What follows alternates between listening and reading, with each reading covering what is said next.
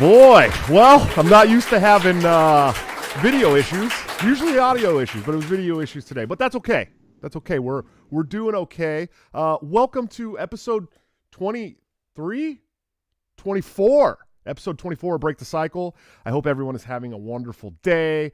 I am having a pretty decent day today, so I'm glad you're here to hang out with me. We got a great show for you today, but let's start off, as per the usual, with some great sponsors. Lorenzotti.coffee for all your delicious Italian coffee needs, delivered directly to your door. Bring the taste of Italy home. Delicious stuff.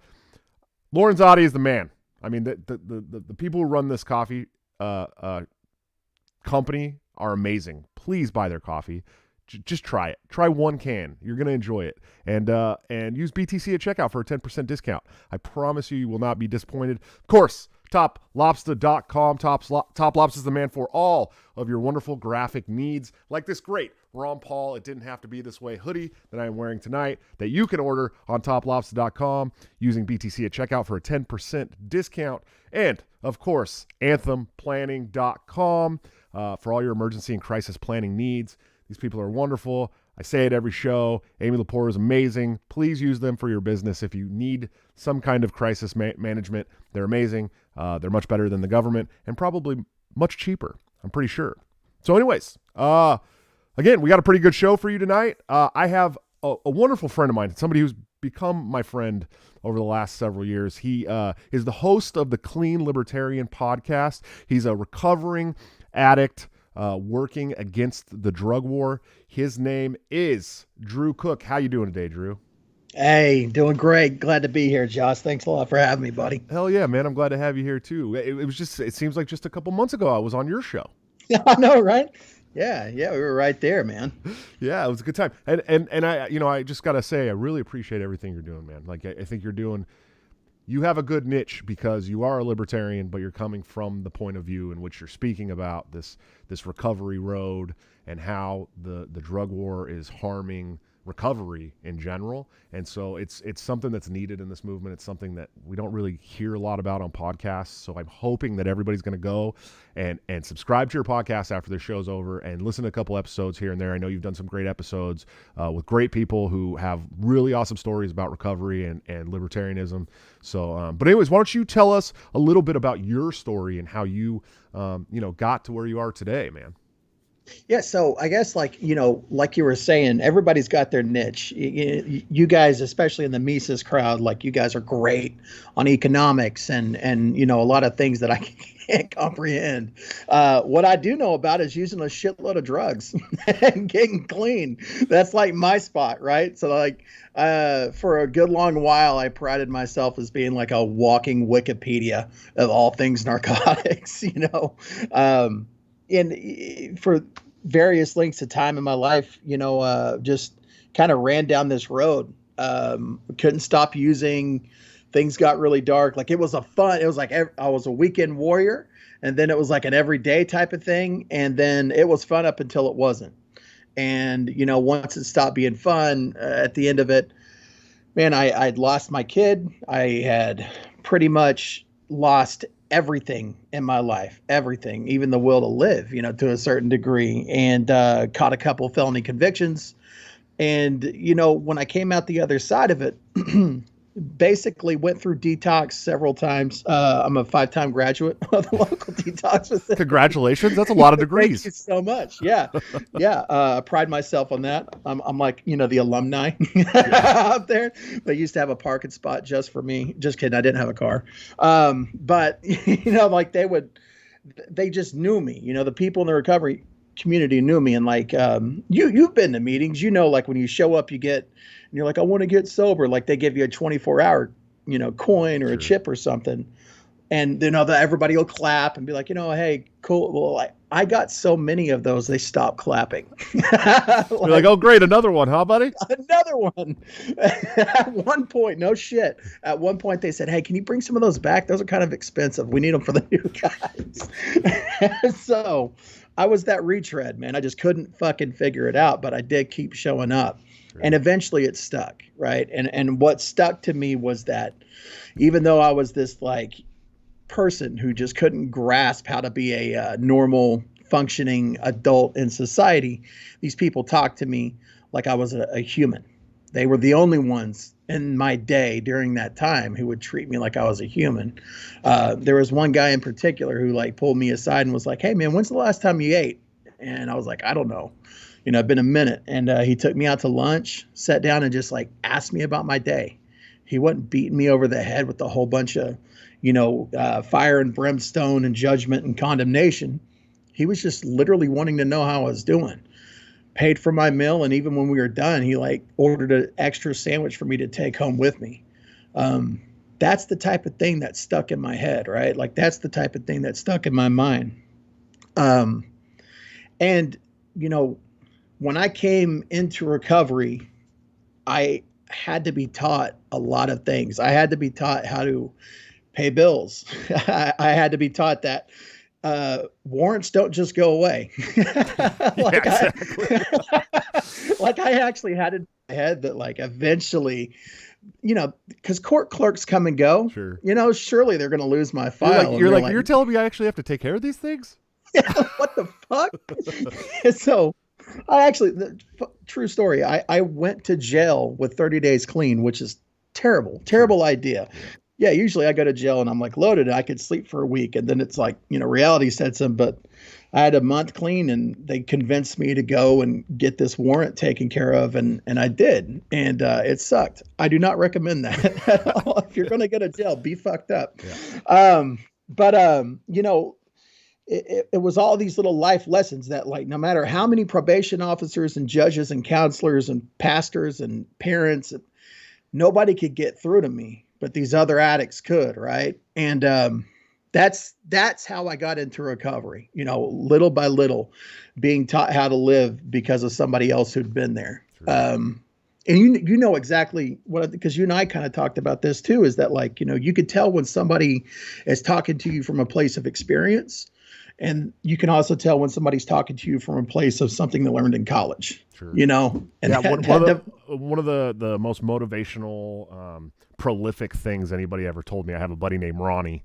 Unfortunately, he got back on the horse after like 12 years clean or something, and is like living under a bridge again. But he had spent time living in a park in a tree, smoking meth every day and doing all this crazy stuff, and he had been stabbed and shot and all this stuff. And then he had got clean, put together his own business, was delivering furniture. He started his own furniture delivery company, was doing really well. And when I first got out of the military, I was doing bad, you know, and I went work for him on the weekends, and he'd tell me every day, he's all, brother, someday you're going to wake up and everything's going to taste different. It's going to look different. It's going to smell different. Everything is going to be different, and all of your priorities are going to be different. Trust me, start thinking about that now. And that was like one of the most prolific things in my dark days where I was having issues, drug issues and drinking issues and mental health issues. That was one of the biggest things that stuck with me. And this was 15, 16 years ago. And it still to this day sticks with me. And I'm like, hey man, you know, like that's where I'm at now. You know what I mean? Everything's different. But yeah, I wanted to say that part because it's true. It's the people who have lived these experiences that are going to get through to you the most, for sure. And it's like, that's a beautiful thing. You know what I mean? Like what you just described is like that. To quote some literature, it says that the therapeutic value of one addict helping another is without parallel. And it's some slick shit, but it's true.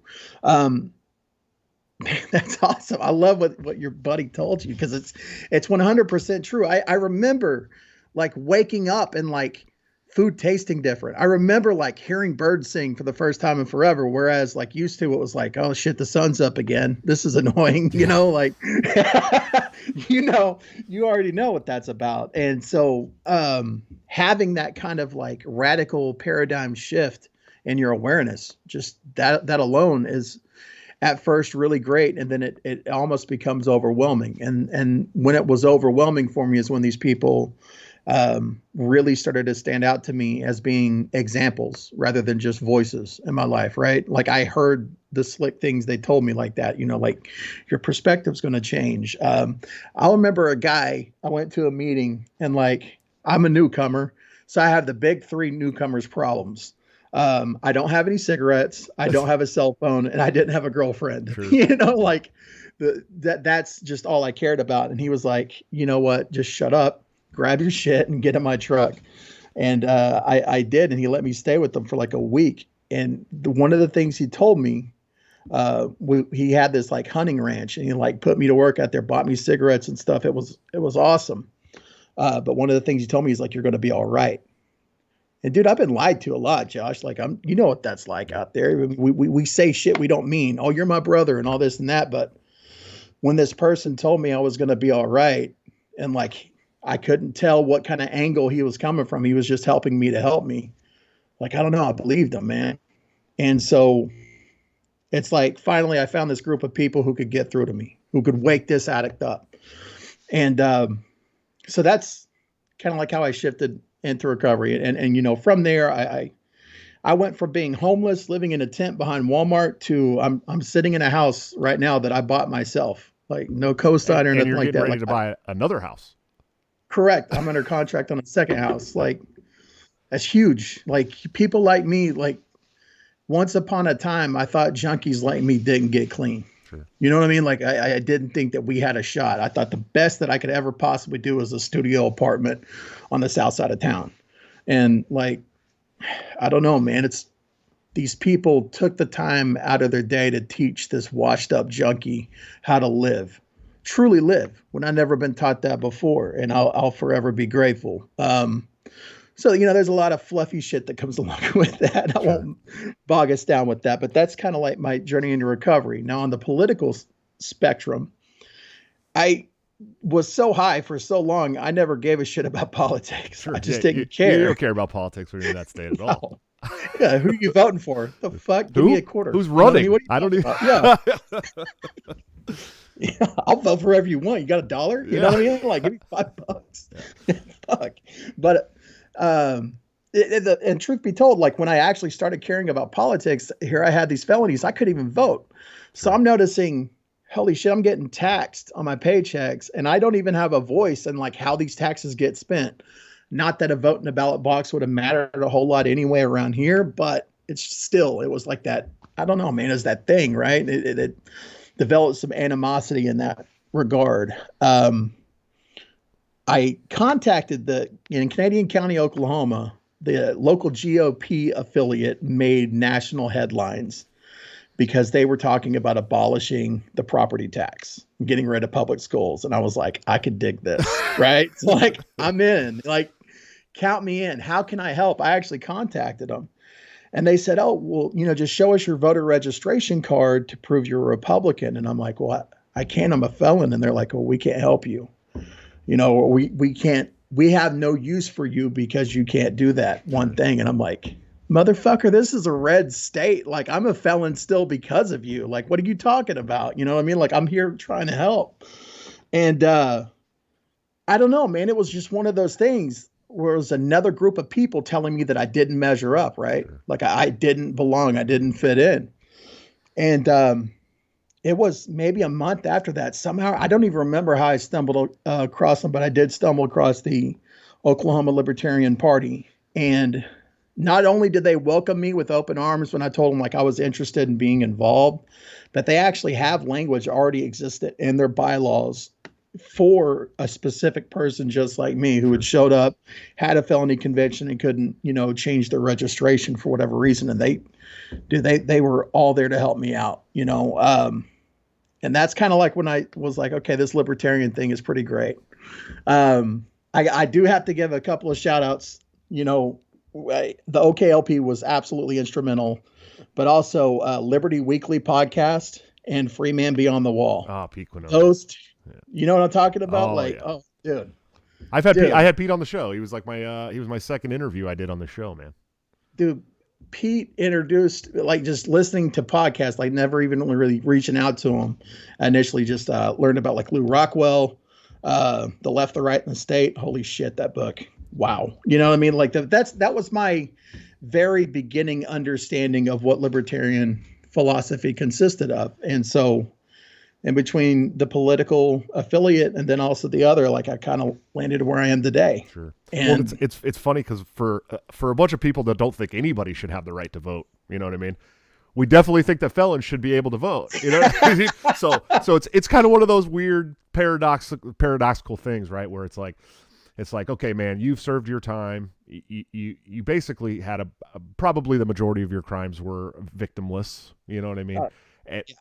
And nonviolent, and you served your time. You've created your debt to society or whatever it is, and you should have those rights restored. And we believe that as libertarians, but we also, in the same hand, believe that nobody should have the right to vote on what we do with our lives. Exactly.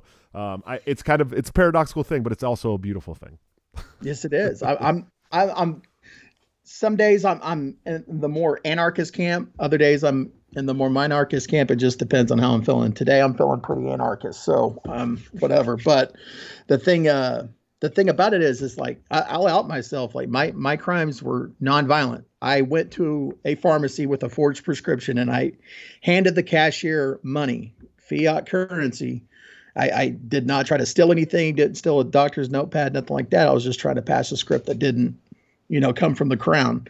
And that's, something that can, in this state, keep you from voting. I can't even be in the same vehicle as a firearm. That's part of like our state laws. And you've never done anything violent. No. I mean, like, it's insane to me, 8.5 years I've been outside of a jail cell. I have paid, when I came into recovery, like when I got clean, like I owed 8 different counties money. I've paid them all. I've paid all my fines, all my fees, and I've been outside of a jail cell for 8.5 years. And still, I'm currently undergoing, here in Oklahoma, we have a pardon process where you can fill out an application and they go before a board of people who really, half of them don't want you to have a gun. The other half think that, whatever they think, and who knows what they're going to determine. And if I pass their litmus test, then it will go before the governor and he will be the ultimate say. So I don't know. We'll see. But yeah, that's kind of, I know I'm all over the place, man. This is great. This is a great interview, man. You're doing great. Yeah, so that's how I wound up in the political spot that I'm in. That's what I'm currently going through now. And like I said, so like I listened to Pete, I listened to Liberty Weekly, ran across a lot of other people, but I didn't see anybody in the movement really talking about ending the drug war with the idea of how 12-step recovery has been the biggest shining poster child example of a free market solution to drug addiction. It just didn't seem like there's a lot of people talking about that.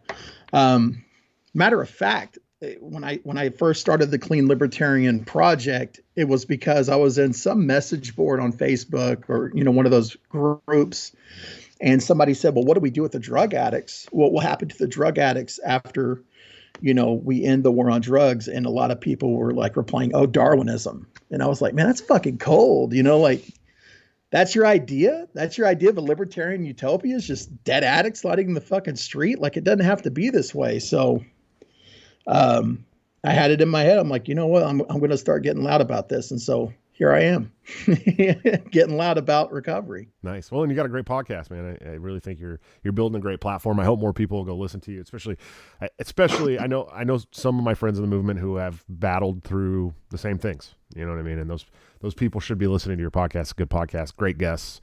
But anyways, we talked earlier about, this whole mess, this lockdown mess and the effect that it's had on recovery, the 12-step programs, especially, and drug-induced overdose deaths, I mean, Yes. have risen incredibly, and it's something nobody's talking about. So why don't you just rant about that for a minute, man? Because I know I know you got some feelings about it. Yeah, I'm gonna go off here. So let's just start with the overdoses. So up to June 2020, overdoses were 81,000 plus. Okay, that's a 34% increase from the year prior to, and it's a national record. I talked about my story. I talked about going to a meeting and people talking to me. I talked about people taking me out to lunch. That isn't allowed to happen anymore. When these lockdowns and mandates came through, what they said was, you had to be socially distant. You had to do this. You had to do that. Well, a lot of these meeting halls closed their doors. And so for those of you not in the know on 12-step recovery, like there's a part of their traditions is that they are fully self-supporting through their own contributions, which means that they have to have donations in order to keep their doors open. Well, when you don't have a meeting, what happens? I mean, the doors obviously close. I mean, it's just how it goes. So now, granted, a lot of these meetings started going to Zoom, but I'm telling you right now, Josh, if when I came into recovery, you handed me a Zoom link and I didn't have a fucking phone, like, what am I going to do with this shit? The fuck are you talking about? Like, no, it's not going to happen, man. On top of that, so when I went to facilities, like I would go to detox facilities and, I talked about cleaning up. One of the things that they would do is that these groups would come in from the outside. So a 12-step meeting would come inside and say, hey, look, this is who I am. This is where I've been. And they talk to you and you get this sort of identification going. You start to understand what's going on as far as like how this recovery thing works. And that was so instrumental for me. That's how I developed this idea in the sense that, what, these people are talking to me like we talked about from a place of experience, not just some bullshit. That's no longer allowed to happen because of the COVID scare. They call them H&I, which is hospitals and institutions meetings. Those are not occurring anymore. The local rehab here in a red state that never locked down still will not allow family therapy sessions to occur for the inpatient clients. We see all of this, right? And so it's easy to dismiss the newcomer. It's easy to dismiss that addict. Oh, they made a choice to go get fucked up or whatever. But one of the things about this recovery thing and why it continues to work is because it's not just for the new guy. It's also for that cat who's been around for decades. Them talking to the new people helps them get through another day clean. Well, when you take away that vital resource for them, you throw them back out into the real world. All of a sudden, we have opiates laced with fentanyl now. All of a sudden, you have a completely and totally different drug landscape. Is it any wonder why we're up 34% on our overdose rates? And you cannot tell me that that's not murder. Right. That's murder, man, plain and simple. It's fucked up. Yeah. And it doesn't seem like it's going to be stopping anytime soon. Like I said, those rates are only up until June of last year. So there's no telling what it's going to be at the end of this year. So we got the live chat going too. By the way, we got super chats up, guys. Throw those super chats in if you want to help out the show. But Trey said 12-step program. He's surprised that 12-step programs aren't funded by the state in any way, which I knew that, but it's not something that I always knew. And they are they're funded like a church. I mean, like a small church, basically. That's how it's funded, is through your tithes, man. I mean, it's from your own donations to the program. And a lot of the older guys that are in the program, older guys and ladies that are in the program, they're the ones doing the donating, because it's not the new guys for the most part. Check this out. So a local 12-step meeting. So I did the NA thing, and I could bust my anonymity like that. I am not a representative of Narcotics Anonymous. I am just me. I'm talking in my own personal capacity. But our local NA meeting, they opened up their doors, and we would do events. Like you do fundraising events, you'd have a dance, and you get all the fucking junkies together. We're all dancing, drinking that Christian crack, that espresso coffee, and just, having a good time. and we didn't raise enough money for rent. So it's like, fuck it, we're having another dance. So it's like we had 4 or 5 dances in a month just to pay the bills. But like, that's how we did it, man. I mean, the reason why it was so important that we paid our own bills is because we did not want it to ever be a question about who was directing us, because we were directing us. This is a program that we have found that works for us. My local home group, we started in a church, and the church begged us to give us the room that they let us have the meeting in for free. And we have to decline that. We give them a portion of what we, collect every month, even though we could get it for free, only because we don't want to ever make it appear like we're in anybody's pockets.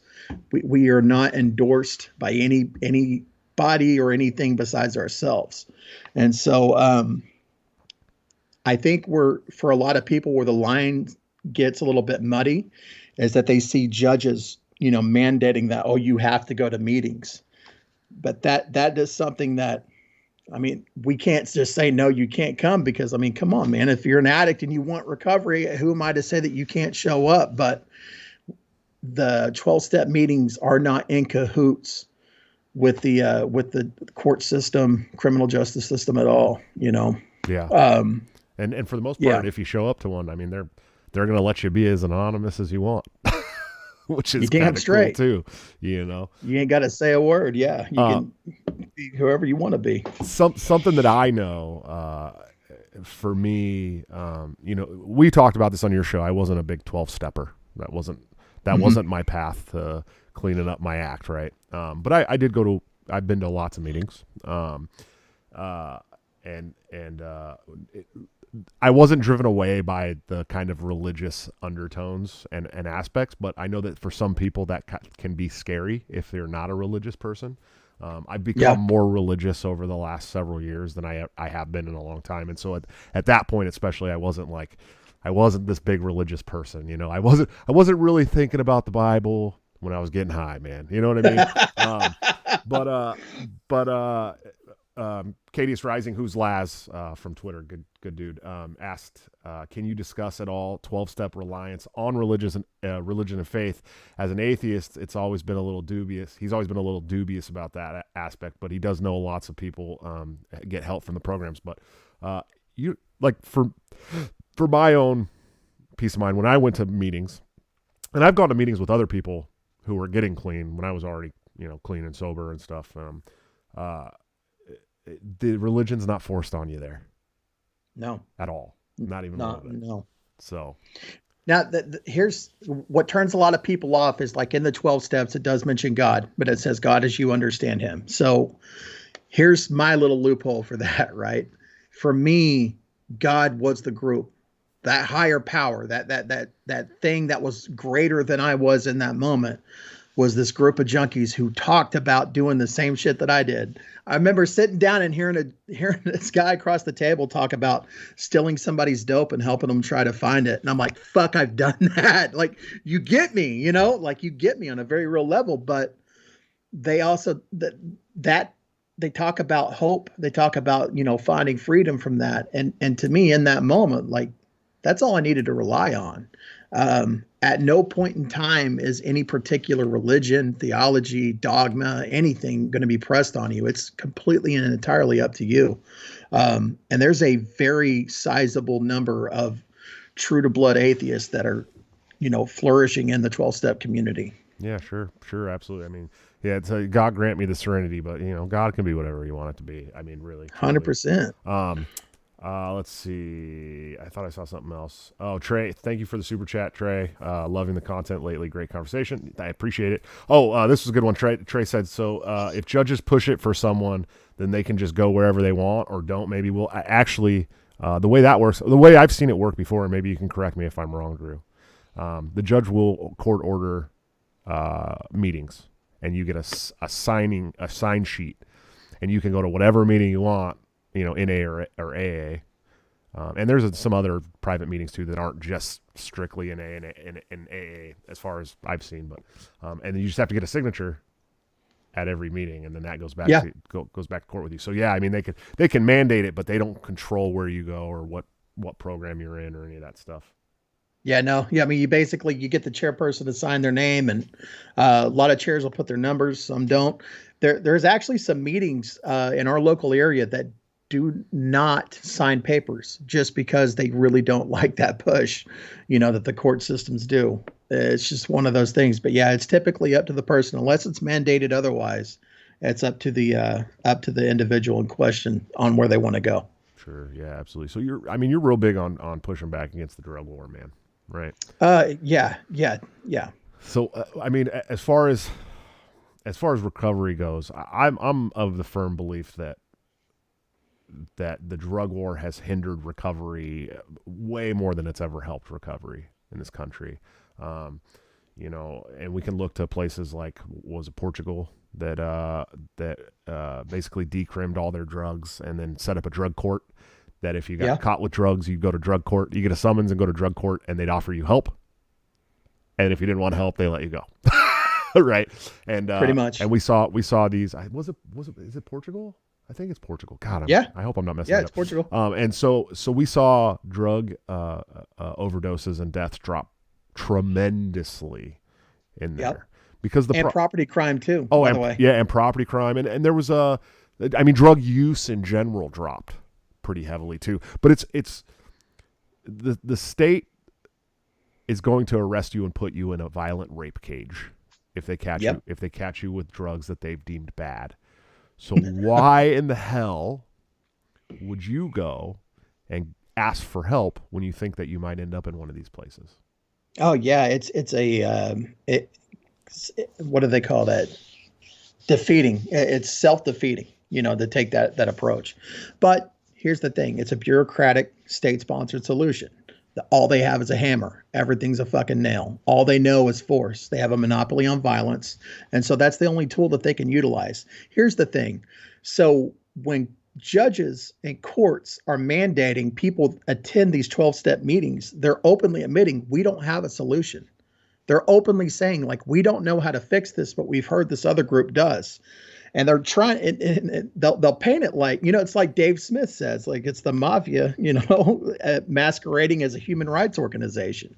And that's exactly what they're doing. They're trying to play like they're the good guy, but really they're just skimming off the top, because drug court is one of the biggest things that's mandated across the country right now. A lot of places utilize it. And what it is, it's very intensive supervised probation, where every week you'll have to call this hotline number and you'll go in and take a piss test 2 to 3 times a week. Well, every time you do that, you're paying $20 to $30 out of pocket. You're going to go to individual and group counseling. You're going to pay out of pocket for that as well. At every single turn, this addict is getting knocked over the head. And the one place that they're finding recovery, the 12-step fellowship, they're not being asked to pay a dime. Right. Think about it. You know what I mean? That's when you go to a meeting and you sit down and you're talking to somebody else, you're doing so because they're there for their own benefit as well as yours. But when you go to a counselor's office, and I'm not knocking counselors or therapists or anything like that they have a place and they're wonderful, but they're absolutely there for a paycheck. You know what I mean? And so is that fucking judge. So is that probation officer. So, I think the most devious thing that the state has done in recent memory is to really ramp up the amount of people that they're putting in drug court. Here's a little story I'll talk about. A couple of my friends had to run in with the law. They got caught with some pounds, weight. And they were told, if you go to drug court and you graduate, we will take this massive felony conviction off your record and it'll be gone. And so they were star pupils or whatever you want to call them, graduated drug court. And within a month, one of them's dead and the other one's in prison. So drug court isn't even teaching people how to live a better life. They're just teaching people how not to get caught for a, particular time frame. You cannot force with violence a spiritual awakening or the change that needs to occur in order to find a better way to live. Like in your story and in mine, we had to find our own respective bottom, that spot that was like, this fucking sucks. You can't force that. Right. So No, and I agree. And you know, I don't think a lot of people understand like the NA and AA. I mean, or the 12-step fellowship. I mean, it really is the free market solution to Dude, healthy 100%. drugs, dude. Yeah. And I don't think I've ever really thought about it that way until I'm talking about it with you. I mean, it 100% is the free market solution. It is. It's a Nobody's getting paid. Like nobody. The person chairing the meeting is volunteering. Everybody there. I mean, if you're court ordered, you're court ordered, but that meeting is getting opened up by people who were just there because that's what helps them. Nobody is there to do anything but help the next addict who comes crawling through the door. I mean, it is the pinnacle free market solution. It is organic recovery at its finest. So Alcoholics Anonymous started up. Bill Wilson and Dr. Bob, those are the two names. Back then they would throw alcoholics in insane asylums. Like, you had nowhere to go. And these guys latched on to like old school Christianity traditions and kind of formulated a program based out of that. And it worked. It started working wonders. Well, then along came addicts. And when addicts were really starting to gain some notoriety was back in like the 40s and the 50s, back when they had the Rockefeller laws. What a Rockefeller law was is that like no more than one addict can occupy a space at a given time. So it effectively made it to where addicts couldn't even go to meetings together. Like Narcotics Anonymous is some hardcore shit. Like they are underground anti-state. You know, that's how they started, man. It was a underground meeting, but these meetings started because like the rest of the world said, you got no luck. You got no hope. There is no tomorrow for you. And they said, bullshit. No, there is. And they support themselves and they've made it happen, man, for a great many years now. And I know I talk a lot about 12-step meetings, and I'm not trying to say that that's the only way into recovery. It's just the way that worked for me. Right. And it's the way that worked for a lot of people. But on my podcast, like that's one of the coolest things that I've been able to do is interview people who, like yourself, many others who have found recovery throughout their own means. And I don't know. I love highlighting that. You know, I think that's a beautiful thing, man. Yeah. For me, it was definitely one of those, is this the way I want to keep living? Or, you know what I mean? Like, hey dude, yep. You know, maybe it's time to change some things. And, Yeah. And it was helpful, for me, but not everybody has that luxury. I mean, it truly was a luxury for me. You know, not everyone can do that. And, you know, I still have my own struggles. I want to quit smoking cigarettes, man. You know, it's been 25 years I've been smoking these damn things. And it's one of the hardest things to quit. It's the hardest thing I've ever done is trying to quit smoking cigarettes. You know what I mean? You see my double chin, dude. I've been smoking a cigar over here. I eat pizza like a fucking maniac, you know, like, I mean, I don't do dope, but I mean, God, I got my other vices too. Sure. You know? It's hard. But, it's hard once you get into that addictive mentality, man. You're always looking for something to be obsessive about. Yeah, I've never been thrown in jail over cigars, so I think I'm okay. Yeah. You know, so there we go with that. Yeah, but you've also probably never had to go live under a bridge or in a tree or anything because you had a cigar either, which is the really important distinction. I think a lot of people, you know, that's a drug and this is a drug. Yeah, but this drug never made me, you know, sleep in a abandoned home, or, you know what I mean? And so, yeah. Yeah, it's kind of, there is a distinction there for sure. Caffeine never made me want to, you know, rob somebody for whatever, you know. Yeah, definitely. But yeah, man, so what do you think we should do going forward as far as the drug war, dude? What do you think is the best? Look, not everybody's been an addict, not everybody's been through this issue, right? Right. What can people do? I mean, what can they do to start thinking about how the drug war? And I want to talk a little bit before we move on. I had Michael Bolden on my show last night, who's amazing. He's got to be the number one nullification guy in the country. Nobody is smarter than him when it comes to dropping all kinds of founder quotes and knowing all about the Constitution and legislation across the country. And he actually made me understand something that I have never understood before, that the war on drugs is also the war on the Second Amendment, because the ATF can use they can bust you for drugs and then get you on federal gun charges if you have a gun on you. So it really, the drug war is feeding the ATF, which is not just about alcohol, tobacco, and firearms when they're busting people for all kinds of other drugs, right? And so, how do we push back on a system that's feeding itself purposely to criminalize people? I think right now, so I'm gonna give a twofold answer if I can remember. Like I said, I worked a 15-hour shift. Sure, dude, I worked. hanging Hey, on. I was like 13 hours out of the house today too, man. It's that big Son boy of a stuff, bitch. man. It's hard.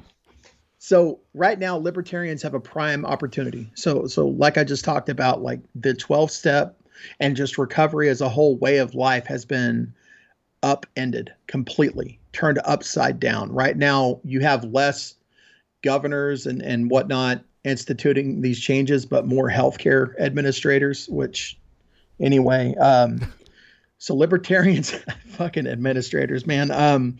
But libertarians have a prime opportunity right now to really reach out to some of these people who are feeling frustrated about their way of life being taken away from them. What we need is to open their eyes up. One weird phenomenon I've caught in the rooms of AA and NA and all that is that some of these people who come in and they've been to prison, they've gotten clean, for some reason still think that other people need to go through that. But it's only because I think that that's the only thing they knew. But every single person that I've been, because I can't have the conversation I'm having with you right now in a meeting. Like that's not the time or place for it. But when I get to sit down one-on-one and explain to them, like, the drug war didn't work, you get that, right? And they're like, no, I don't get that. And I'm like, well, you're here, right? And they're like, well, yeah. And then you kind of just delve into that, get into the details of like, you went to jail again and again and again. It didn't fucking work. What worked for you was these meetings. And like what worked for you was your bottom, not a jail cell, shit like that. And it sucks because there's really not a way to just like wave a magic wand and red pill everybody all at once. But I think if we engage with more of these people, we can really start to see them like opening their eyes up to like how the government is absolutely getting involved and what's been working for them. And then we can have the broader discussion about ending the war on drugs as a whole. One of the things that's really hitting close to home for a lot of people in the recovery community right now is the overdose rates and how fentanyl is becoming more and more prevalent within these drugs that, they see newcomers relapsing and dying off of. That's not an old thing that hadn't been around for a while. Like fentanyl's relatively new, at least in the numbers that we're seeing right now on the street. That can be attributed to the fact that people cannot go make a purchase like they could at CVS or Walgreens. Like you explain to people, like you don't have to worry about your aspirin being laced with the, world's strongest opiate. Like you're buying aspirin. That's what you're going to get. People need to have that same confidence whenever they purchase their drugs, even if they're not getting clean today, it will give them the opportunity to get clean tomorrow, and that's kind of the direction we take from it. There's only one person who can't get clean, and that's a person that doesn't have it tomorrow. That's correct. Yeah. That's correct, man. There was a guy, he came through Norman, is where, OU is, the big university. I'm not a sports guy. I don't know if you are, but sports team, football shit. Anyway, so the guy came through Norman, and here in Oklahoma, we have black tar heroin. Like that is the product that's available. You don't see white China. You don't see any of that other stuff like you see up in the north. And he came through claiming he had white China, and these college kids were buying it and they were overdosing and dying because it was fucking fentanyl with Benadryl in a powder form. And it's just like, that guy never went to jail. That guy knowingly sold bullshit to people, and it cost some people their lives. Having that conversation with people, I think, is the best way that we can open it up and at least start opening their eyes to like, this isn't fucking working. But yeah, I'm kind of getting off on a tangent there, but the most frustrating thing for me is to look at like how short-lived the alcohol prohibition was, and seeing how long this war on drugs has raged on. And it's just, I mean, yeah, we're talking about legalizing pot. Cool. Everybody's been smoking weed anyway. That's not keeping addicts from fucking dying, dude. Right. Like, I have a serious problem when we're not taking these solutions seriously enough. And so, yeah, I'm getting kind of sidetracked there. Sorry. No, it's true. I mean, this drug war has been raging on since what, the 70s? I mean, Yeah. really, I mean, hardcore. And we've thrown trillions of dollars at the drug war now. Yeah. Like what, over 1.5 to 2.5 trillion or some stupid shit Yeah, like yeah. that. Yeah. It's a lot of money, and the drugs are winning. Yeah, yes, they are. I mean, I'd like to congratulate drugs for winning the war on drugs. I mean, that's literally what's happening in this country, and it's going to continue to happen. And we're just going to continue to throw more money at it as we militarize police around the country for drug crimes. You know what I mean? Yeah. What did I looked at the figures earlier today? It was like something like 70% of arrestable crimes in most cities and counties are drug related offenses. Yeah, that I think I pulled up that same chart last week. I think that's the number I saw too. 65 or 70, one of those. Yeah, it's like close to 70%, and we're militarizing the police. You know what I mean? We're giving them MRAPs and all this shit, and you know, it's just blows my mind, because those are the people that they look to as terrorists. You know what I mean? Those local the local counties look to the 10-speed tweaker riding down the street, go trying to find another bag as the terrorist. That's who they think. Yeah. That's who they think they're going to war with. And the majority of the time when there's an officer involved shooting or something like that, it's with a violent person. It's not with. And I think.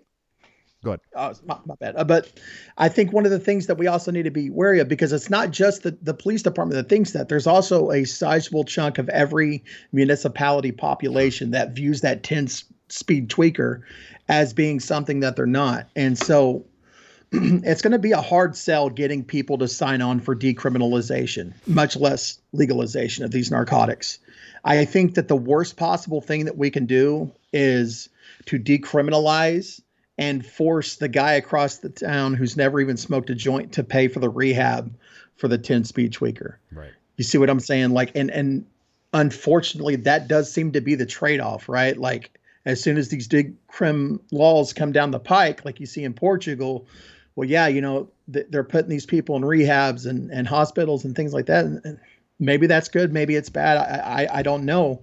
But I do know that forcing somebody to pay for something that they feel to their core to be something that is wrong, that's not the way to win hearts and minds, Sure. You know?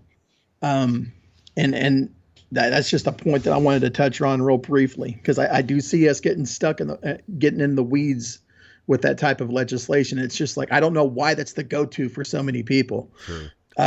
Because at the end of the day, whether you're putting somebody in a hospital cot or in a concrete bunk, like, it's still a fucking jail cell, man.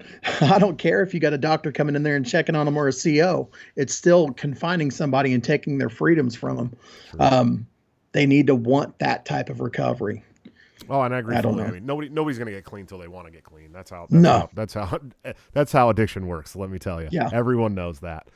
Even the people who are addicted saying I want to get clean, that don't want to get clean, know that. I mean, they know they don't want to get clean. They just keep saying it because they think that's what everybody wants to hear. You know. Right. I want to get clean. I want to get clean, but I'll be back in a couple hours. I'll see you later. You know. And Right. but yeah, I mean, it's been this giant waste, and you know, I think there's a lot of really good libertarian solutions, and I'm really excited to talk more in depth about how really the 12-step program is the libertarian solution. I never really thought about that before. I knew that they were, you know, self-funded and stuff, so that'll be a cool talking point going forward. But we do need to address the prison population and how, you know, as Dave Smith says, the prisons are flooded with non-violent offenders who have gotten busted with some drugs. And, you know, some of these people, is the first time they ever had drugs and they're sitting in jail, you know? Yeah. And it's like, come on, man. Seriously, like, that's not a way. Now you've put them in this brutal place, right? And you've exposed them to absolute brutality, because that's what prisons are. from the warden to the guards to the inmates. I mean, it is pure brutality. 100% of the day, you're worried about your life in most prisons. And we're putting people who are not violent people into these places at massive, massive amounts. And, the war on drugs has hurt the nuclear family in this country, especially in the black communities. And that's something that nobody really wants to talk about. They don't want to talk about how racist the drug war is. It's taken head of households out of black community families for generations because they police there harder. They police those inner city places harder, and especially when it comes to drugs. And we've seen the disparities when it comes to convictions and sentencing. Right, guys. The guy in Walnut Creek, California, where the rich people live, gets busted with an 8-ball of cocaine and he gets slapped on the wrist and goes home and does some probation time. The guy with the same 8-ball in Oakland of crack is going to prison. Right, and so. What's worse than that is somebody who had gotten in trouble and maybe they were 17 and got charged as an adult. Who knows, burglary, whatever the case may be. They stay clean and stay out of trouble for the next 5 years. Well, then they get pulled over and a baggie scrape can send them back to prison for the next 20 years. Sure. Everything they know gone for something that not even a nominal amount to get intoxicated on. And I mean, I know you've seen that. I see it. That's insane. And how is that not double jeopardy? How is it not charging somebody for the same crime? We have the page 2 here in Oklahoma as well. If you go to court, like if I fucked up today, the first thing the DA is going to do is throw that rap sheet in front of the judge. It'd be like, see, this is what he'd been up to. And it's like, man, I paid for that. I did my time. I paid my fees, but yet that will absolutely be leveraged against me in the court of law in a heartbeat. It's insane. Yeah. How long have you been clean now, Drew? I've been clean now for a little over a year. I've been in recovery for about 10 years. Sure. So, shit happens, man. I fucked up. It does happen, man. It does happen. It does happen. But you're doing good, and that's the important thing, brother. You're going to buy your second house right now. Yeah, I am. I had when I went out this last time, I had 7.5 years clean. And when I slipped, I took it really hard. I took it real hard. It was really hard to come back. But I had a buddy who was like, man, it's just one big try. And that's that thing, like we talked about, those little quick one-liners of experience. Like that's that one thing that got through to me. And I'm like, you know what? Fuck it. It is one big try. So here I am. It is. It never ends, right? I mean, it's really it's a lifetime commitment, and pretty much lifetime commitments are hard. Sometimes you fuck up, man. Yeah. Just a bit. Well, shit, man. That's pretty much all the questions I have for you, brother. Are you findable online, man? Where can all these people, these great people, all 18 of them, find you? You can find me at clean_podcast. Or at Liberty Drew 84. One other thing I wanted to plug real quick is the LP Sober Caucus. Oh shit, that's right. I totally wanted to bring that up. The show's not over yet, okay? Show's not over. Drew started the LP Sober Caucus, so that's kind of cool. There's a lot of caucuses in the Libertarian Party. If you're not familiar with what caucuses are, typically they're aimed at certain aspects of policy, or they want to see the party kind of change in some way, more aligned with their caucus. But Drew started the Libertarian Party Sober Caucus, not socialist. I almost said that, but Sober Caucus. Yeah, no, totally not socialist.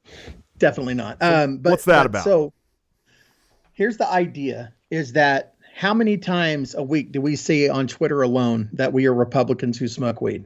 How many times do we have to hear some tired, worn out stereotype about how we are just like undercover hedonists? My idea and the reason I formulated this caucus is because there is I've met them doing my podcast interviews, and I know there's many more that we haven't found yet. There are people in the liberty movement who don't wish to ever partake in any mood changing or mind altering substance that still believe that ending the war on drugs is the best pathway forward. That's some additional nuance that I think can be very vital. It can be something that we can bring to the table and have some of those tough discussions with people who don't particularly see things the way that we do, especially in that regard. So that's kind of the first thing, is to have that conversation. But the second thing is, when I first got involved with the LP and there were events and meetups happening, I was very hesitant to go to places because I didn't know, is there going to be a lot of drinking? Are people going to be getting loaded? Like, yes and yes. Not that, yes and yes.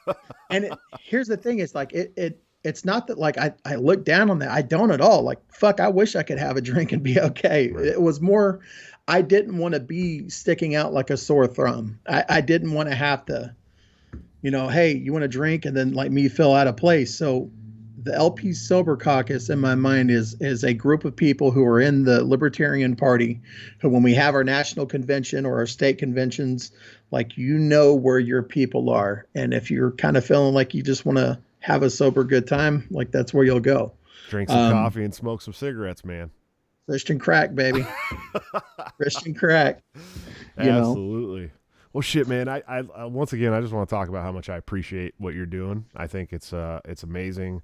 I'm glad you're clean and sober, dude, and you have a vision for what you want to see in your liberty, but you're also bringing people with like-minded ideals to our causes, and nobody's going to do it better than people who've lived those experiences. So right on. I appreciate everything you're doing. One more time, tell everyone where they can find you. At @clean_podcast or at Liberty84. You can find me at the Clean Libertarian podcast on all the podcatchers and on YouTube. Listen to this man's podcast. It's really good. I mean, listen, his voice is not as silky smooth as mine. I get that, but it is not. No, it's a good voice though. It's a good voice. Definitely check it out. Please subscribe to his podcast. He's amazing. Drew, once again, I appreciate you, brother. I will talk to you soon. Thanks, buddy. All right, guys. Another episode in the books. I hope everyone enjoyed that. Drew is just one of the greatest dudes I know. I'm a big fan. Like I said, please check out his podcast. Also, check out lorenzotti.coffee for all your delicious Italian coffee needs. Delivered directly to your door. Bring the taste of Italy home. Use BTC at checkout for a 10% discount. Please order coffee from these guys. They are amazing. If you've been following the story about me trying to get my kids to Disney World because I think they need it very badly, and there's a lot of other stuff in that story you can check out on my timeline on Twitter if you'd like to. This man really went out of his way to help us on our journey there. So definitely check him out and get some coffee if you can. I would appreciate it. And of course, toplobster.com. Stop by his Twitter at toplobster or top_lobster and say hi to him. He is a very nice guy, a wonderful friend to me. I'm very happy to have him as part of the show. But go to his website and order wonderful graphic design t-shirts and hoodies and hats like this great Ron Paul, It Didn't Have to Be This Way hoodie that I'm wearing tonight. Use BTC at checkout for a 10% discount. Of course, anthemplanning.com for all your wonderful emergency crisis and planning needs. They are amazing. Please check out their website at anthemplanning.com and see what they can do for you. Let's see. What do we got coming up? I think, Friday, I got my good friend Patrick Smith from the Anarchast and Disenthrall Media coming on. He's an amazing dude. He's probably one of the most pure libertarian anarcho-capitalists I've ever had the pleasure of talking with. I actually stayed with this man for 10 days in Texas. His principles are like none other. He also hosted a debate between me and Larkin Rose just recently. You could check that out on YouTube. It was about a 2-hour debate. It was long, but it was good. I liked it. It was a fun time. So check that out. And of course, next week we're going to have Magnus Panvidia, Isabel O'Reilly, who's from PragerU, and Monica Perez from the Propaganda Report. Those are all going to be very awesome shows. I'm looking forward to them. Check out the Patreon, please. Patreon.com/BreakTheCycleJS. You can also go to subscribestar.com/BreakTheCycleJS if you hate Patreon as much as others do. They're less yeedy for wrong think, so it's pretty cool stuff. Follow me on all your favorite podcast apps. You can listen to me in the car. You don't always have to watch us on YouTube, but I do appreciate you guys checking us out on YouTube. Also, I'm on Odyssey. All of my videos automatically sync over to Odyssey. So you guys, if you have an Odyssey, please start hit me up over there. Let's build a great community on Odyssey. think it's going to be a wonderful platform for all of us wrong thinkers who will eventually probably be decimated from YouTube. So yeah, I will see you guys on Friday. But until then, don't forget to break the cycle.